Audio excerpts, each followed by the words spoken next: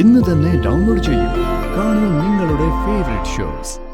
വസുമതിയുടെയും ഗിരിജയുടെയും സംസാരത്തിൽ മുഷിപ്പൊന്നും തോന്നരുത്. ദുർഗയുടെയും കിരണിന്റെയും വിവാഹം അവർക്ക് ഇപ്പോഴും പൂർണ്ണമായി അംഗീകരിക്കാൻ സാധിച്ചില്ല. ഞങ്ങൾക്കത് മനസ്സിലാവുന്നുണ്ട്. അവർക്ക് മാത്രമല്ല, ഞങ്ങൾക്കും ആ ഷോക്ക് പൂർണ്ണമായിട്ട് മാറിയിട്ടില്ല. ടവർ ലൊക്കേഷൻ വെച്ചിട്ട് ഈ ഭാഗത്ത് എവിടെയോ ആണെന്ന് തോന്നുന്നു.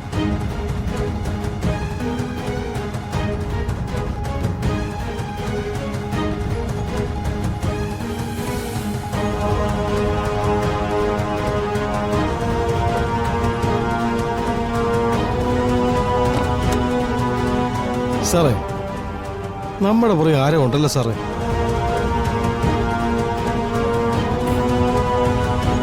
വേഗം വിട്ടോ, പോലീസ് ടീമാണെന്ന് തോന്നുന്നു.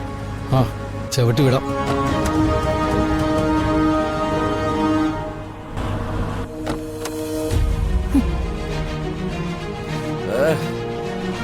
പെട്ടെന്ന് വിടാ, ഹോണടിക്ക്.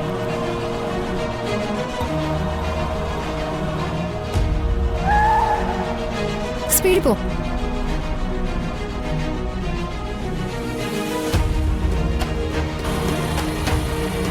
ഒന്ന് ചവിട്ടി വിടാ. അയ്യോ, എടാ എടാ നോക്കി, എടാ വണ്ടി തിരിക്കടാ, എടാ ചവിട്ടാ. അയ്യോ,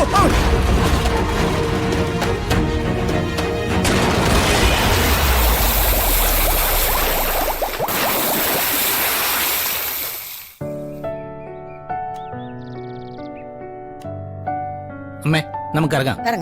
ആ, നിങ്ങൾ റെഡിയായാ? വണ്ടി പറഞ്ഞിട്ടുണ്ട്, ഇപ്പൊ എത്തും. ശരി. ആ, ഞങ്ങൾ വരുന്നുണ്ട്.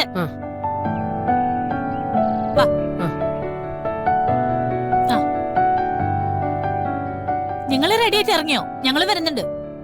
എന്തിന്? നിങ്ങൾ വരില്ലന്നല്ലേ പറഞ്ഞത്? ഇപ്പൊ പിന്നെ എങ്ങനെയാ മനസ്സ് മാറി വന്നേക്കാന്ന് കരുതിയത്? ആ വീട്ടിൽ എന്റെ മോളും ഉള്ളതല്ലേ. ആ, ദുർഗയെ ക്ഷണിക്കാൻ നിങ്ങൾ മാത്രം ചെല്ലുമ്പോ അവർക്ക് മനസ്സിലാവില്ലേ ഇവിടെ എന്തൊക്കെയാ പ്രശ്നങ്ങളുണ്ടെന്ന്? അതിപ്പോ അവർക്ക് അല്ലെങ്കിലും അറിയില്ലേ നിന്റെയൊക്കെ തനിനിറം എന്താണെന്ന്? ഓ, ആ വീട്ടിൽ തന്നെ നീയൊക്കെ കാണിച്ചതല്ലേ. ദുർഗമോളെ കയ്യോങ്ങി അടിച്ചതൊക്കെ ഇത്ര പെട്ടെന്ന് മറന്നുപോയോ? അത് പിന്നെ അന്നത്തെ ദേഷ്യത്തിന് ആരായാലും ചെയ്തു പോകുന്ന കാര്യങ്ങളാണ്. ഓ, ഇതങ്ങനെയല്ലല്ലോ. ഒരു ചടങ്ങിന് ക്ഷണിക്കാൻ പോവല്ലേ. ഞങ്ങള് വരാതിരുന്ന അതിന്റെ പേരിൽ ആ പൃഥ്വിയുടെ അമ്മയൊക്കെ അഷിമോളെ പറയും. അതൊക്കെ ഒഴിവാക്കാനാ ഞങ്ങൾ വരാന്ന് വെച്ചത്. എന്തിന്റെ പേരിലായാലും നിങ്ങൾ വരാന്ന് വെച്ചത് ഒരു നല്ല കാര്യം തന്നെയാ. അപ്പൊ പിന്നെ നിങ്ങൾ ഒരുമിച്ച് പോയിട്ടോ. ഈ വരവിന് പിന്നെ എന്റെ ആവശ്യമില്ലല്ലോ. അതെന്താ കുട്ട? കുട്ടൻ എന്തായാലും ഞങ്ങളുടെ കൂടെ വരണം. അതിനുള്ള എല്ലാ അവകാശവും കുട്ടനുണ്ട്. അവകാശത്തിന്റെ അധികാരത്തിന്റെയും കാര്യം കൊണ്ടൊന്നുമല്ല. ഇവരാരും ദുർഗമോളെ ക്ഷണിക്കാൻ വരുന്നില്ല എന്ന് അറിഞ്ഞത് കൊണ്ടാണ് ഞാൻ വരാന്ന് പറഞ്ഞത്. ഇനിയിപ്പോ ഇവര് വന്ന സ്ഥിതിക്ക് അതിന്റെ ആവശ്യമില്ലല്ലോ. അതെ, അത് ശരിയാ. ഇനിയിപ്പൊ അവര് ഇത് ആരാന്ന് ചോദിച്ചാ ബന്ധോ സ്വന്തോ ഒക്കെ പറഞ്ഞ് വെറുതെ കൺഫ്യൂഷൻ ഉണ്ടാക്കണ്ടല്ലോ. ദാ വണ്ടി വന്നു, സമയം കളയണ്ട. വാ, നമുക്കിറങ്ങാം. അല്ല, കുട്ടൻ വരുന്നില്ലാന്ന് ഉറപ്പിച്ചോ? നിങ്ങൾ പോയിട്ടോ ഏട്ടാ. എന്നാ ഇറങ്ങാമേ. ഇറങ്ങാൻ മോനെ. പതുക്കെ പതുക്കെ. ആ,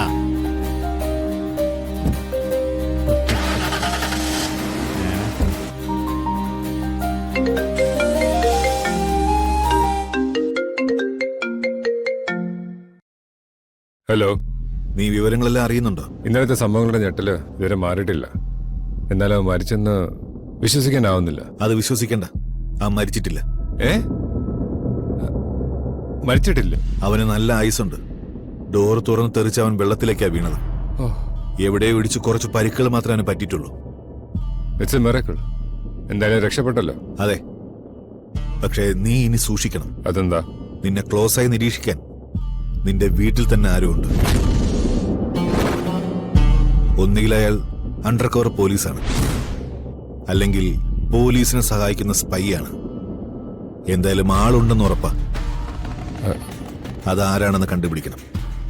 കുറെ നാളായി നീ ഇൻവോൾവ് ആകുന്ന എല്ലാ ഓപ്പറേഷൻസിന്റെയും ഇൻഫർമേഷൻ ലീക്ക് ആവുന്നുണ്ട്. ഞാൻ ശ്രദ്ധിക്കാം. ഇന്നലെ ആ മരുന്ന് പാക്കറ്റിൽ ആരോ ട്രാക്കർ വെച്ചിരുന്നു എന്ന് ഉറപ്പാണ്. അതാണ് നിന്നെ വളഞ്ഞ അണ്ടർ കവർ ടീം നിന്റെ കയ്യിൽ മരുന്നില്ല എന്ന് മനസ്സിലാക്കിയ ഉടനെ മരുന്ന് ട്രാക്ക് ചെയ്ത് അവരുടെ പിന്നാലെ എത്തിയത്. അത് ശരിയാ. കോടികളാണ് എനിക്ക് നഷ്ടം. ഇത് ചെയ്തത് ആരാണെങ്കിലും അവന്റെ അവസാനം എന്റെ കൈകൊണ്ട് തന്നെയായിരിക്കും. നീ ഇനി നല്ല ശ്രദ്ധയോടെ വേണം എല്ലാ കാര്യങ്ങളും ചെയ്യാൻ. ആരെ സംശയം തോന്നിയാലും എന്നെ അറിയിക്കണം. ഓക്കെ. നമ്മുടെ മെയിൻ ഒരാൾ ബെഡിലായി. ഇനി അവൻ ചെയ്തിരുന്ന കാര്യങ്ങൾ കൂടി നീ നോക്കണം. ശരി, ഞാൻ നോക്കിക്കോളാം. ഓക്കെ.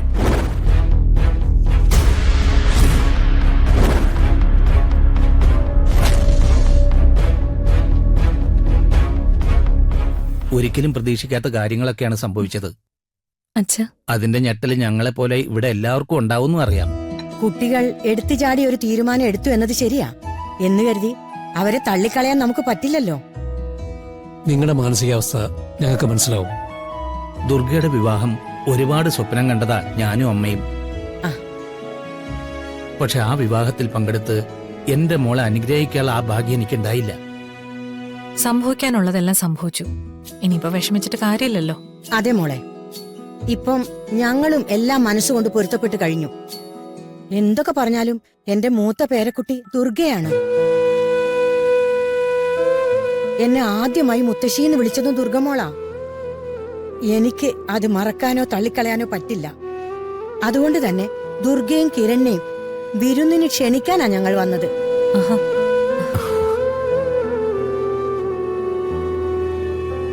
ദുർഗയുടെയും കിരണിന്റെ ഭാഗത്തു നിന്ന് യാതൊരു മര്യാദ ഉണ്ടായിട്ടില്ലെങ്കിലും ഞങ്ങൾക്ക് ഇതൊക്കെ ചെയ്തല്ലേ പറ്റൂ. അതെ, അല്ലെങ്കിൽ ഇവരെ വിരുന്നിന് വിളിക്കാൻ വരേണ്ട വീട് ഇതല്ലായിരുന്നല്ലോ. ഒളിച്ചോടി കല്യാണം കഴിച്ച ധൈര്യം ഒരു വീടെടുത്ത് താമസിക്കുന്നതിലും കാണിക്കണമായിരുന്നു. അതെങ്ങനെയാ നാത്തൂനെ? ഇവരെ സ്വീകരിക്കാൻ ആളുകൾ റെഡിയായിട്ട് നിൽക്കുമ്പോ ആ ഔദാര്യം പറ്റുന്നില്ലേ നോക്കൂ. ഞങ്ങൾ ആരും നിർബന്ധിച്ച് കിരണിനെയും ദുർഗയുടെ നിർത്തിയതല്ല. ഇവർക്ക് ഒറ്റയ്ക്ക് താമസിക്കാനുള്ള എന്ത് സൗകര്യം വേണേലും അത് റെഡിയാക്കി കൊടുക്കാൻ തയ്യാറുവാ. അതൊന്നും വേണ്ട. ഇതെനിക്ക് എന്റെ സ്വന്തം വീടാ. ഞാൻ താലി കെട്ടിയ പെണ്ണിനെയും കൊണ്ട് ഈ വീട്ടിൽ താമസിക്കുന്ന സന്തോഷം മറ്റെവിടെ നിന്നും എനിക്ക് കിട്ടില്ല.